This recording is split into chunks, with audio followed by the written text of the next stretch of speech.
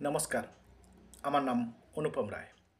আমি আজকের আইসিএসসি বোর্ডের বা সিবিএসসি বোর্ডের ক্লাস 9 এবং 10 স্ট্যান্ডার্ডের এবং West Bengal Council of Higher Secondary এডুকেশনের ক্লাস 12 স্ট্যান্ডার্ডের একটি পাইথন প্রোগ্রাম করব। সেই পাইথন প্রোগ্রামটি হলো সিরিজ প্রোগ্রাম। যেমন এই সিরিজটা হলো 2 প্লাস 3 টু দি পাওয়ার 0, অর্থাৎ 2 প্লাস 1 ইকুয়াল টু 3। এরপরে 2 প্লাস 3 টু দি পাওয়ার 1 মানে 2 প্লাস 3 ইকুয়াল টু 5। এরপরে 2 plus 3 two the power square মানে 2 প্লাস 9 ইকুয়াল টু 11। এরপরে 2 plus 3 two the power cube মানে 2 প্লাস 3 কিউব সমান 27 মানে 29। এইরকমভাবে চলতে থাকবে এন সংখ্যক।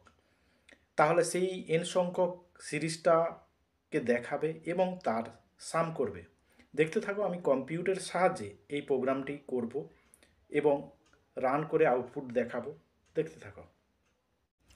প্রথমেই n equal to int input enter the number বা রেঞ্জ দিলেও হবে। এরপরে a equal to 2, b equal to 3, এরপর sum equal to 0। For i in range n অর্থাৎ starting point 0, ending point n. C equal to a plus b to the power square মানে b to the power i দিয়েছে। এরপরে print করবে অর্থাৎ C print করবে।